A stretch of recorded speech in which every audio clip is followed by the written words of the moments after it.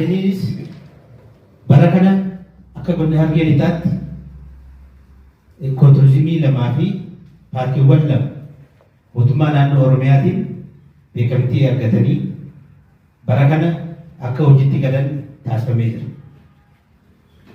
Kanaaf qabeenyi duraan godinni Harargee lixaa qabdu kan beekamtiin argatiin amma beekamtii argatee kan madda galii argachuu dandeenye sun waldaaleen himaataa irratti ijaaramanii carraa hojii akka argatan madda galii akka argatan akkasumas iddoo bashannanaa fi iddoo hawwataa akka ta'aniif hojiiwwan bal'aan hojjechuudhaaf har'a koomishiniin turizimii Oromiyaa waldaalee haroo Jatar irratti ijaaramaniif hoggansa godinaatiif aanaalee naannoo sana jiran leenjii gabaabaa kennee gara fuulduratti keessaayyuu karoora bara 2017 keessatti hojii bal'aan akka irratti hojjetamuuf sagantaa kana qopheessee jira.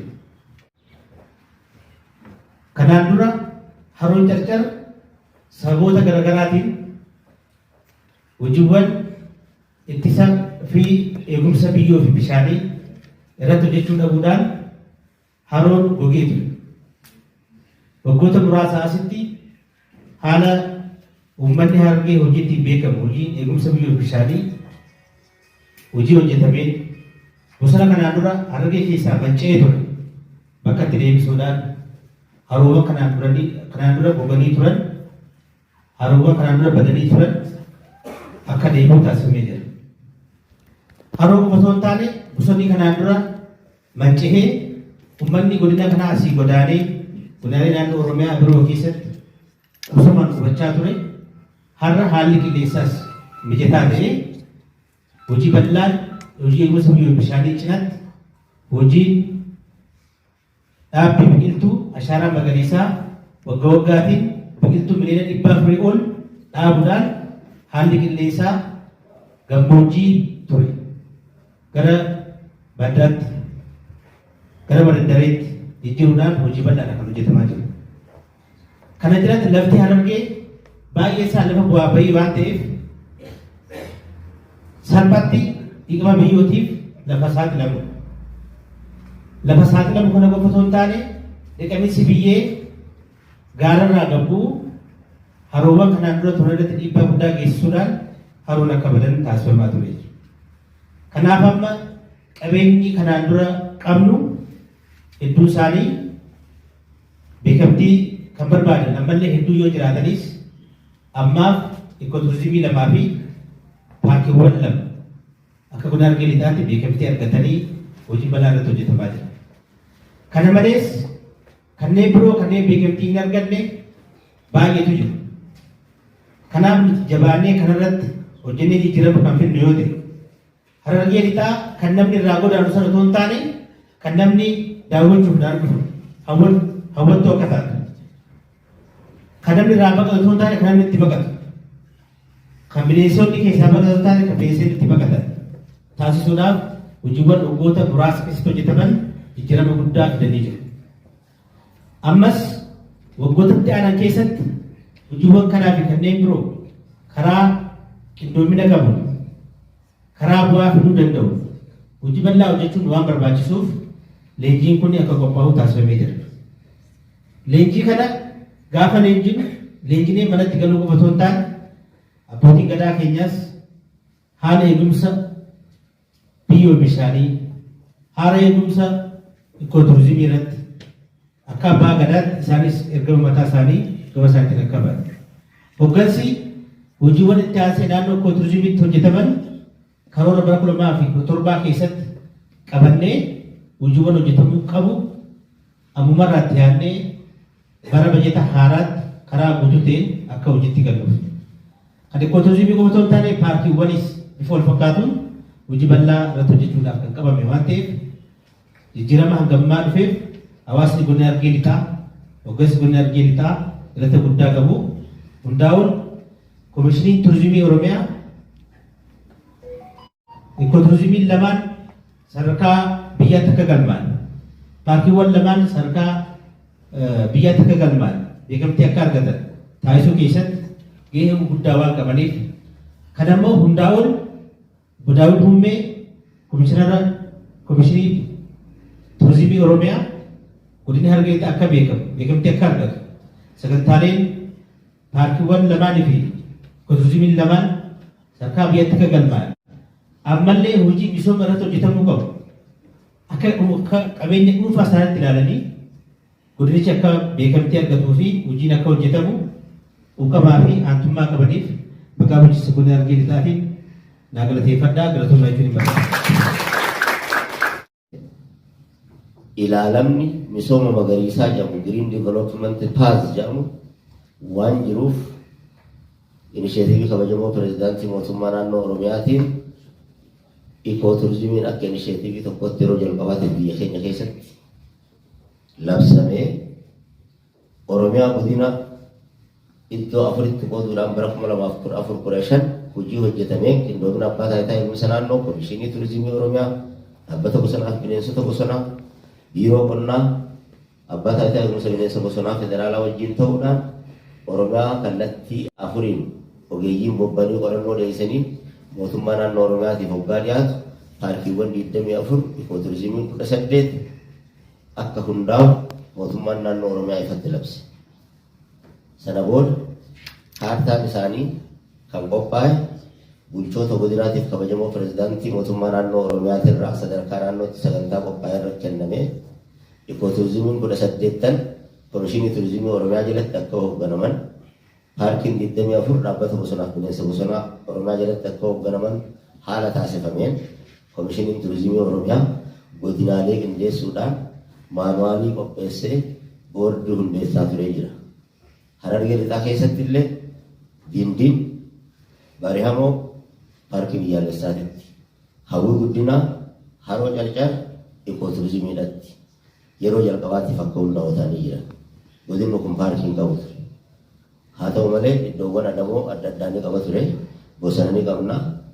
Yogguu laalamu godinni Harargee Lixaa hadas dabalatee Jalloo Muktaar Jalloo hadas walumaa galatti gaara sab'aallee dabalatee Dindiin hangaasa koodhaan asiin gaarreen wal qabatoo Baalee Bahaatiin wal qunnamsiisan Arsii keessa dabranii kanneen jiran holqoota Acaree Aynagee Ibsaa ministeerri aadaa turizimii maxxansa irratti ilaaluun ni danda'ama. Iddoowwan arkooloojii kan akka Corooraa fi Tika Sabsiinikas kan jedhamu kaluusitti aanee umrii dheeraa qabu. Magaalaa Corooraatii gadi karaa Mugugii Bordoleetiin ol deemte roggaa jettan. Akka Mataskaana Quddus Maarqoos jaarraa 16ffaa keessatti afaan Oromootiin kitaabonni adda addaa maxxanfamanii keessatti argaman qorannoodhaan godinuma kana masgiidota harallaa kanneen adda addaa qabna. Sirna gadaa, Ituu, Caayaa, Caffee Odaa Bultuun qabna. Masgiida Sheek Umar Hadiyyee qabna. Galamsa Waleeqan. Mana hidhaa Aliyyi Iyyaasuu asii qabna. Masaraa fi Tawraarii Taklaa Hawaadhaatti kennarraa qabna. Kan hundi osoo qabnu garuu shaggooyyeen hellee fi hellemaan keenya ukkaamamee ture jecha. Kana ifa baasuudhaaf ikooturizimii hoggaa jedhu sona aadaa hawaasaa kunuunsuu, eegumsa naannoo cimsuu, gammachuu turistii dabaluudhaan hirmaannaa fi fayyadamummaa hawaasaa mirkaneessuun alatti hiikoo biraan qabu jecha. Caamsaa keessa dhufamee kabajamoo pirezidaantii yuunivarsiitii Odaa Bultuun Profeesar Muktaar Mahammad yeroo keenyatti dhufanii garee isaanii wajjin godina Harargee Lixaa keessatti ikooturizimii irratti wajjin hojjechuudhaaf walii mallatteessanii jira. Itti aanseetis dhaabbata tola ooltummaa kuraa garaa waliin waggoota 5 dhufaniif beekumsaan dandeettiidhaan yaadaan wal tumnee ardaa jiraa Odaa Bultuun misoomsuudhaaf biiroo aadaa fi turizimii Oromiyaa wajjin ikooturizimii immoo misoomsuudhaaf fi qorachuu fi hawaasa fayyadamaa taasisuudhaaf komishinii turizimii Oromiyaa wajjin waliigaltee walii mallatteessa. Amma akkaataa waliigaltee keenyaatiin hojii jalqabuudhaaf har'aasitti waliin dhufnee kana jechuun piroojeektiin lafa jiru hin jiru, kaapitaalaa fi fanneen irra walii mallatteessan hin jiru, fanniin keenya yaadaa fi ogummaa keenyaa fi uummata keenya jedhu. Nuti yaada qabannee yaada misoomaa qabnee dhufna. Uummanni keenya immoo yaada keenya san wajjin qindoomee hooggansa isaatiin masakamee hojiirra oolchaa jechaadha. Waliin taanee piroojeektii qarrannee boncee qabeenya barbaannu jechuu miti. Hojii idilee keenya kana wanni naa qabatan komishiniin turizimii Oromiyaatillee dhaabbanni tolootummaa kuraa garaanillee maalleen nuti fandii qopheessinee irra walii mallatteessinee hojii irra oolchuuf dhufne yoo jiraate yaada misoomaatii fi humna uummata keenyaa hayyoota keenyaa ta'uu isaa akkanaa qabatanii barbaadaa jechuudha. Kanaaf har'a wanna si walitti qabamneef tokkoffaa hawwii guddinaatii fi haroo carcar warra daangeessawwanni isin yaamneef boordiin yeroo achitti hundaa'e waan jiruufi malee hojiin kun ka'abaluuti osoo hin jenne seektaroonni achi keessa filanne 13 sun hojiin isaanii tokko tokkoof waan galtee ta'uufi malee hojiin turizimii fi ikooturizimii misoomsu kan uummataa kan seektara hundaatii fi lammii hundaati. Dhaabbilee mootummaatii fi miti mootummaatiif akkasumas dhaabbilee barnoota olaanooti. Kana yoo goone misooma magariisaa ilaalama misooma magariisaatiin aadaa keenya kunuunsaa qabeenya keenya eegnee oomisha turizimiidhaa dhiheessuudhaan gammachuu turistootaa daballee osoo naannoo hin faalle fayyadamummaa diinagdee magariisaa mirkaneessuu ni dandeenya waan jedhuuf dhufnee akka walitti qabamtan dursanii as harkanii kan nu qindeessaa turan dhugaa dubbachuudhaaf yeroo dabalee akkanumatti wajjin turre itti aanaa bulchaa bulchiinsa godinaa obbo Tashoomaa yeroo takka maqaa keessanii nagala ta'uu danda'a. Yeroo ammaa gaggeessaa akkasitti nama cinaa dhaabbate yoo harkate seektarri ogeeyyiin seektara keessa waa'ee ogummaa isaanii hojjetan. Garuu deeggarsa hooggansa siyaasaa barbaachisa. Yoo akka samileen namaa kan cimu taate haroo carcar qofaa miti haroo carcar hojjechuun dabartan bosona carcar irraa yoo agartan hawwii guddinaa hanga laga shanaanitti achiin hanga laga ejersaatitti aanaa gololchaa kan daangessu jecha. Asiin hanga dirree sheekanaa Husseeniif holqa soofumaritti walitti dhuuf hojjechaa dirra waan ta'eef rakkoon qabu sun. Bulchoonni aanaa irraas dhuftan akkuma asii galtanii yoo xiqqaate bakki kun ikooturizimii hawwii guddinaatii kaja'u dizaayinii salphaadhaan dizaayinii destination himu akka gootan. Haroo carcar irrattis akkasumas gama biraatiin aramaan bocee haroo carcar amma gamaa gamanaan seenaa jiru warri gamaa gamanaan irra karoorfattanii shanyii filatamaa fi xaa'oos ruuzaas inisheetivii qonna biraatis achirratti karoorfattan harka keessan sabsab argu. Ikooturizimiin haroo carcar seenaa cimaa waan qabuuf qofa osoo hin taane somba addunyaati iddoo weetlaandii fi haroo wanni jedhamu uummataan isaa.